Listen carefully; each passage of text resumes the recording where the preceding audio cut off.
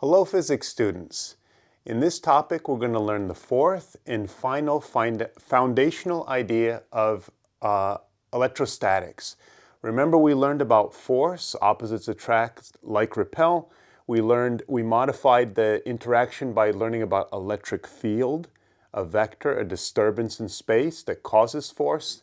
Then in the last video we learned about electrical potential energy, and today electric potential or voltage. Okay, so out of the four, voltage, this idea or potential, is potentially the most complicated or the most abstract.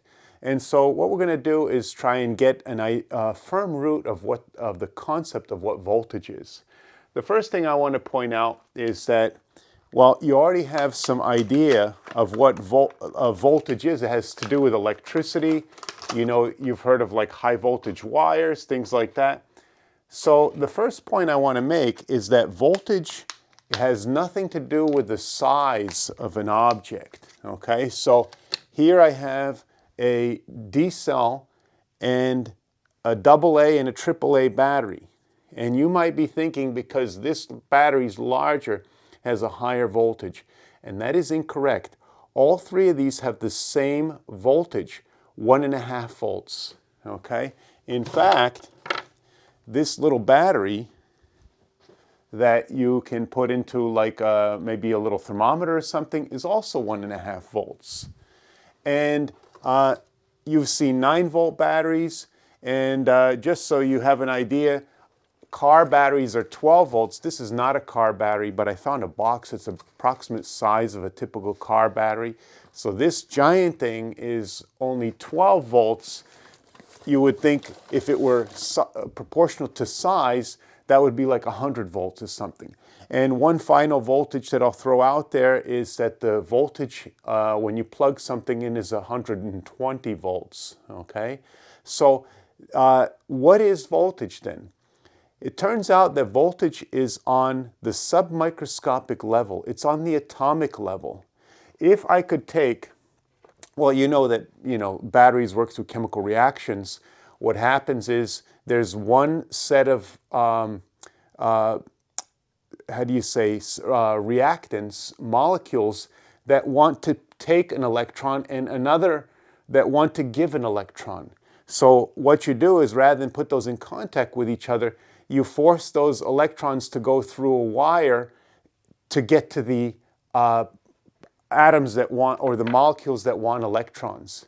So it's down to the molecular level. If you took one single molecule of the products where the electron exchange is occurring out of this battery, it would be 1.5 volts. Not a tiny fraction of 1.5. So every time one molecule reacts, the electron that is transferred, it goes through 1.5 volts. That's why this battery is larger. It just has more material so that the electricity lasts longer. It's more like a bigger tank, but it doesn't give more voltage to the electrons. What voltage is here's one definition of voltage. I'm going to stop, pause the video, let you jot this down, then I'll talk about what it means. Okay, so suppose we have a path here. This could be like one terminal of a battery and another, okay, positive and negative terminals. And we let a charge pass through, like an electron, or it could be a proton, I suppose. But in circuits, it is an electron. And you determine how much work was done by the electric field here. So it's forced here, and then you take that work and you divide by the charge. That ratio is what the voltage is. So it's like the thrust per electron. If one electron sort of dribbles through a circuit, the voltage is small because we got very small work per electron. If in another circuit the electron starts and then slams to the other side of the circuit, gets a tremendous amount of energy, that one electron's work over charge could be 1,000,000 volts. Okay? It doesn't mean there's a lot of energy there. You get hit with one electron, million volts, you wouldn't even feel that, okay? That striking electron. So it doesn't mean there's a lot of energy. Voltage is down to one single electron, that ratio of work to charge, okay? And so joules per coulomb is 1 unit of voltage or potential difference, which we rename a volt. Brings us to a unusual and unfortunate kind of coincidence. You could have an expression that says this: the voltage is 8 volts. And it doesn't make sense unless you realize that this is V, the variable, like X in meters. So this is the voltage variable, and this is the volts unit. So two different uses for this same letter V in one expression.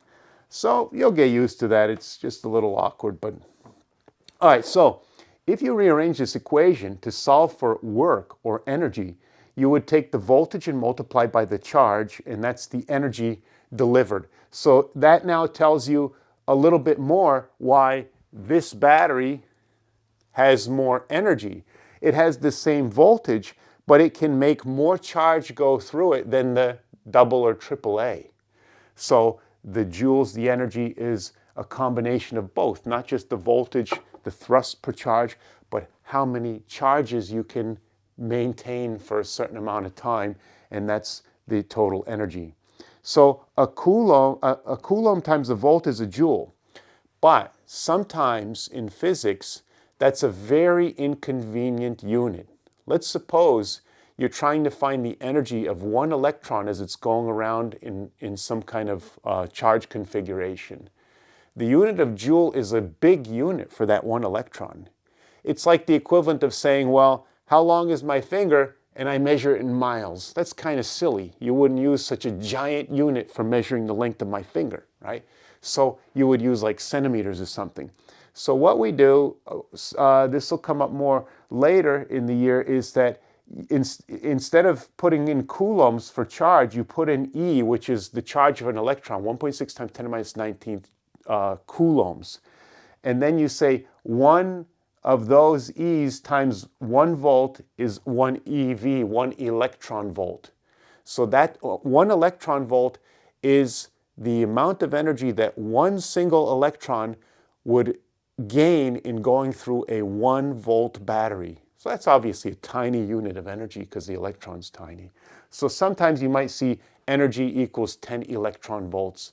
Again, that'll come up later, but I just wanted to mention that. So there's the concept, the thrust per charge, okay? That's what voltage is. Okay, so let's take a look at one example here.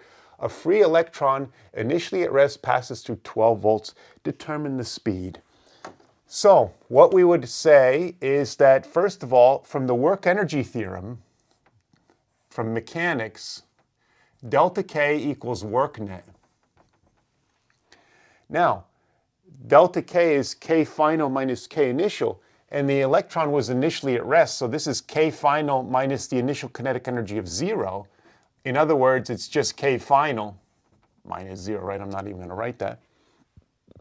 And the work net is QV when a charge passes through a voltage, right? So we could put over here on this side QV, or delta V, I should say. Okay, so now we can plug in more specifically 1/2 mv squared.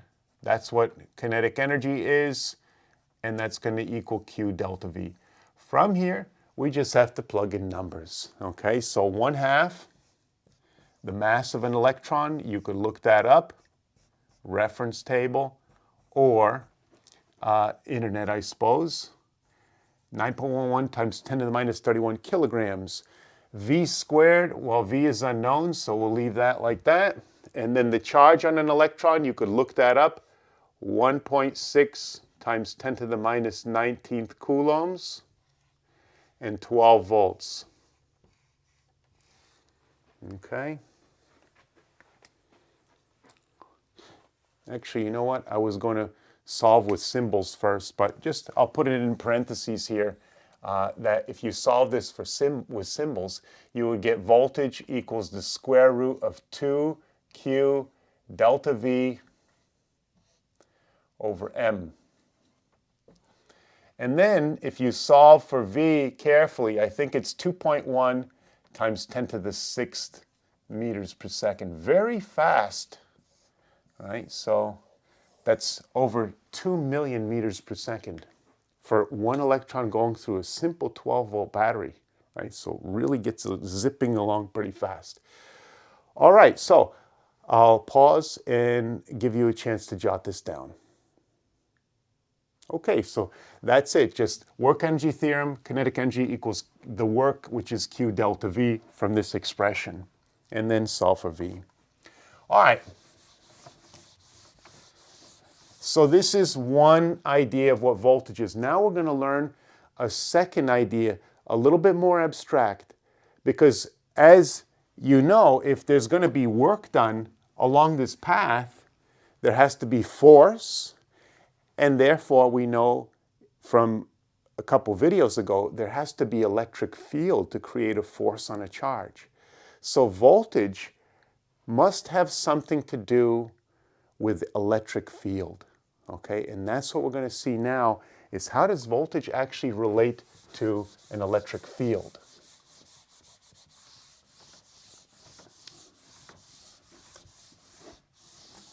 Okay, so I'll say potential difference again, but you could write voltage if you want. Difference.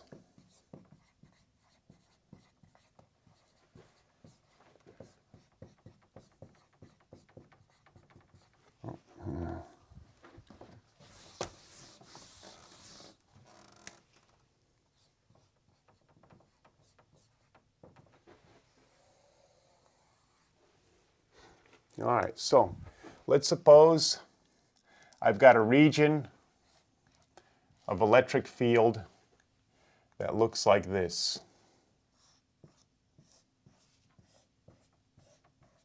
So I'm drawing electric fields as vectors instead of a line diagram. Okay, so this is E.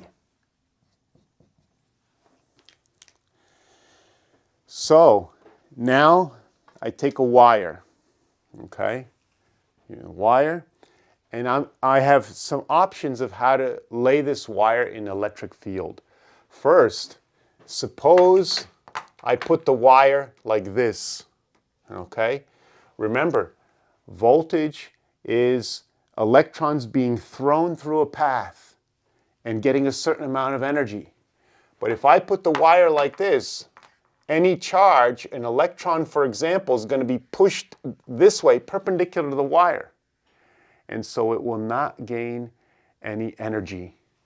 And so this, if I make a line like this, the delta V along path A, if you move like this, is equal to 0. Okay?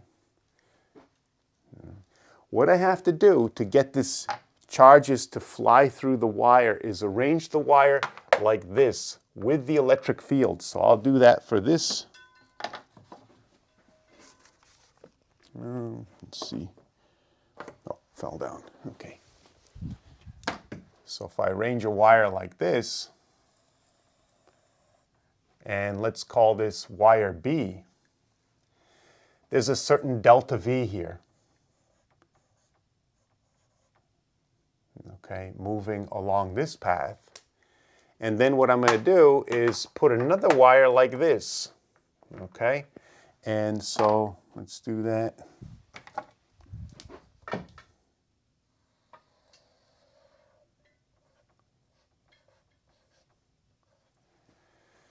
It turns out that the voltage for these two are equal. The voltage difference, delta V along path B and delta V along path C,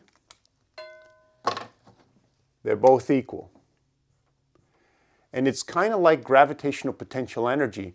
If I make something fall straight down like this, and it's a certain mgh, a certain amount of potential energy for that constant gravitational force, if I make something go down a ramp to the same altitude, the potential energy change is the same, okay? So the second idea of electric field or voltage is that, yes, it's the amount of thrust per charge like we saw in the previous expression, but it's also a displacement, a path that's aligned with the electric field, okay? And so what we could do is we could write a mathematical expression that says that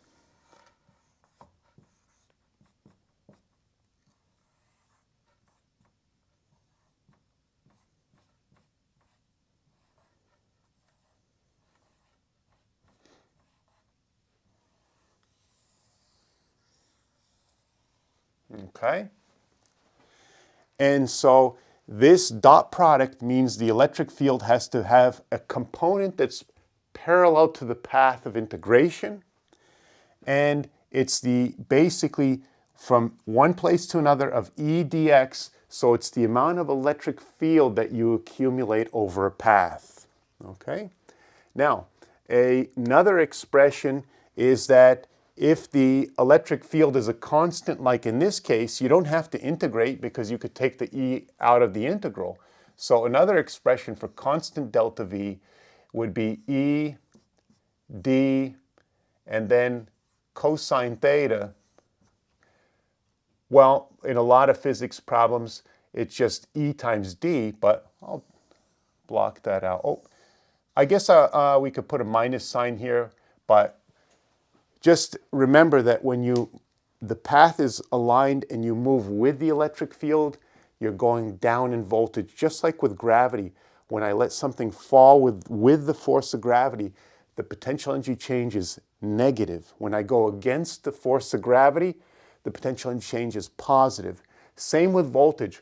When the charge moves with the electric field, delta V is negative. When you go uphill of the electric field, delta V is positive, okay? And then a related concept is expressed also with calculus, kind of related to this, that the electric field, if you know the voltage, is the derivative of the voltage with respect to x. Okay? So what this means is that if V changes rapidly,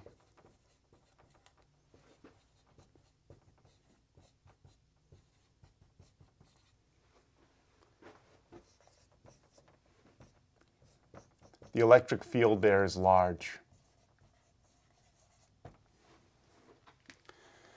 So if I take a step and there's no voltage change, there's no electric field along this path. If I take a tiny step and there's 1,000,000 volts difference, boy, there must have been a lot of electric field in this little displacement. That's what this expression is saying. So that's the concept. Voltage is, first of all, always a path. You got to think of some kind of path from one thing to another, one location to another, and then it's how much electric field is along that path, okay? That's another expression for voltage. Let's take a look at a couple examples. Oh, so I don't know if I paused, but let me give you a chance to jot this down. Okay, so examples.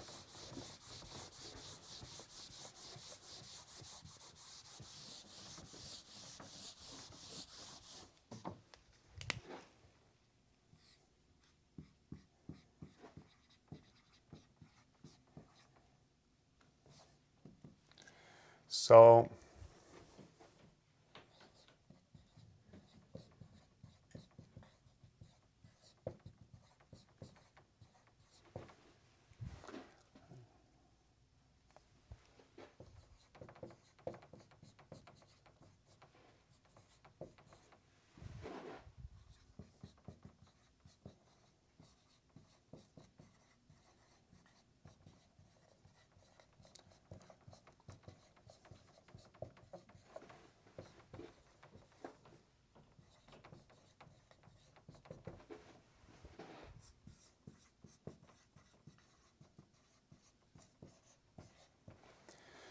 So an electric field of 3.5 times 10 to the fourth newtons per coulomb exists between parallel plates 1 millimeter apart. Remember, I said in the electric field line diagram video that sometimes you could have two plates of charge that are parallel to each other, next to each other, and that makes a constant, roughly constant electric field between the plates.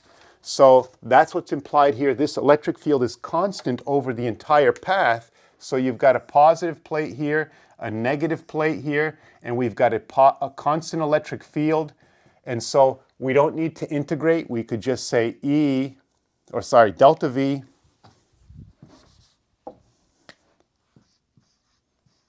equals ED cosine, because the displacement from one plate to the other is 0 degrees, making the cosine 1. So you could just start with ED. The electric field is 3.5 times 10 to the fourth. And 1 millimeter apart is 0.001 meters, which gives us 35 volts. So, pretty straightforward example. All right, I'll pause the video to give you a chance to catch up. Okay.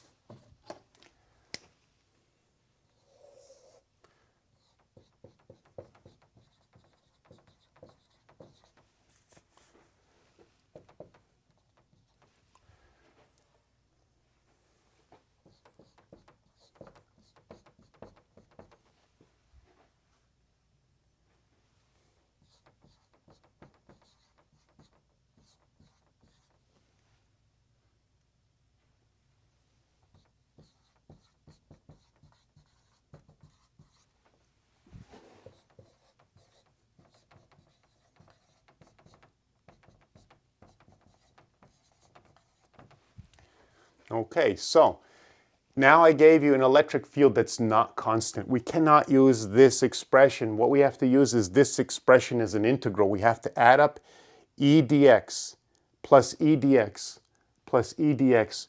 Electric field times distance over tiny displacements over which the electric field is approximately constant, and then add those all up. That is an integral of E dx, right? So that's the concept behind an integration. This is not necessary to solve the problem. I'm just going to sketch what the electric field looks like. So here's the x-axis, x equals 0. And at x equals 0, the electric field is 4, right? So that means it's, say, 4 in the positive direction. At x equals 1, let's just put some numbers here. 1, 2, 3. Okay, so at x equals 1, if you put in 1 here, you get -4 for the electric field. So the electric field now points in the negative direction like this, same magnitude. If you put 2 meters there, you get -12. So more electric field like this. And plug in 3 meters and you get -20. So that's what the electric field looks like. And we're going to be integrating from here, from 1 meter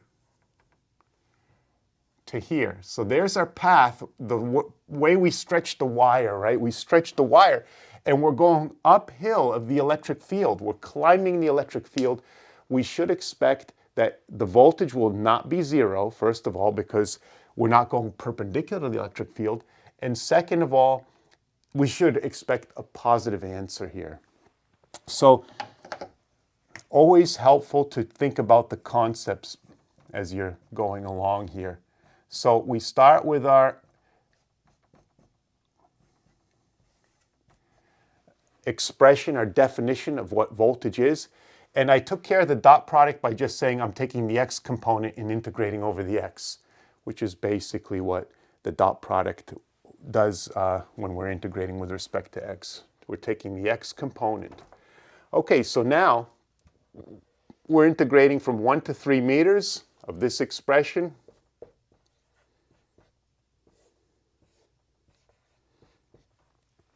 Okay, and it's not a bad integral. 4 dx integrates to 4x. Oops, I lost the minus sign.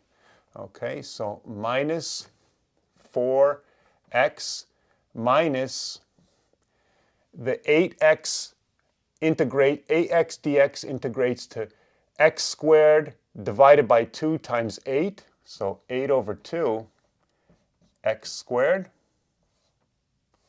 And we integrated from 1 to 3 meters. So now we can plug in our limits. Maybe I'll do it on the second line here.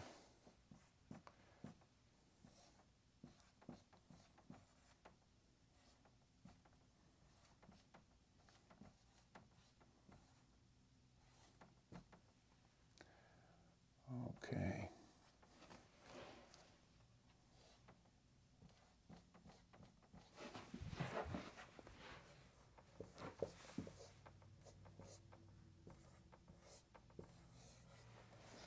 Okay, so 12.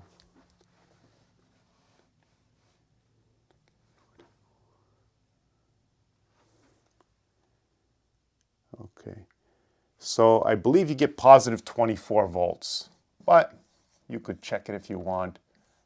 Okay, so as we said, we went uphill the electric field, we should get a positive answer. If you lost this minus like I did, and you ended up with negative 24, it's always good with voltage to think conceptually what you should expect. And then you say, well, it's supposed to be positive because I'm going against the electric field. And so you know it should be positive. Go back and slip in a minus sign somewhere and make it right. And no one, when they grade, will know that you didn't understand where that minus sign came from. They'll say, oh yeah, they knew that it's the negative integral. So, and then you'll get the question right. So always go back and make a conceptual check in your mind, okay? And then fix the answer, sort of fudge it, right? But not really, because you're fixing it based on true understanding of physics. Going uphill the electric field, positive voltage, okay? All right, so there's one example, integrating when the electric field is not a constant, as opposed to just multiplying when the electric field is constant. One final example.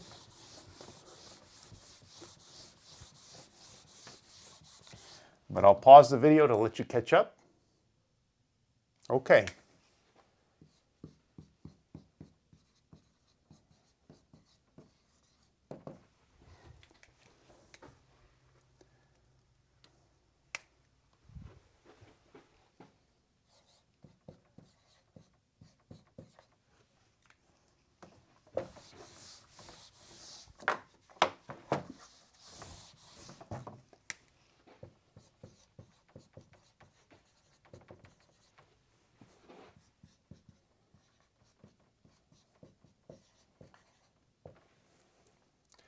So there's an expression for V.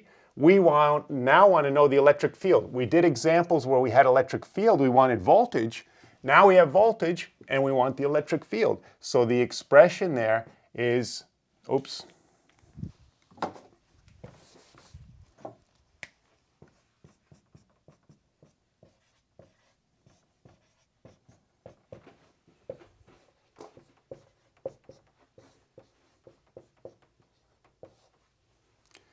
Taking the derivative, the expression for the electric field is negative 10x. So what is it at 2 meters?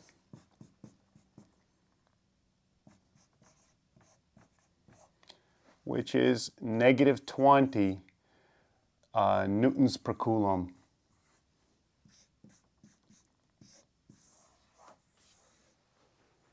So take the derivative of the voltage to get electric field. I'll pause the video to give you a chance to jot this down. Okay, so that's voltage. So 4 ideas: force, electric field, electric potential energy, and electric potential or voltage today. We learned that voltage is the work per charge, the thrust per electron when it goes through a device or a wire. Okay, so voltage is down to 1 electron. You don't need a huge thing to make 1,000,000 volts. You just need 1 electron, 1,000,000 volts. Dribbles 1 electron, 1 volt. Okay, so it's down to the electron level, the joules per coulomb as each electron passes through. Okay, and then that's one definition, V equals work over charge. The second then means if an electron comes out and shoots out of a wire, that means it had a lot of force and a lot of electric field. So that means if we integrate the electric field that lies along that path, that's another way to find voltage. Lots of electric field over a path, a lot of voltage, a lot of joules that come out of each electron. So hopefully you get that concept rooted firmly in your mind, because like I said, it's going to be used, these 4 ideas, for about half the course. So that's it for today. I'll see you in the next physics video.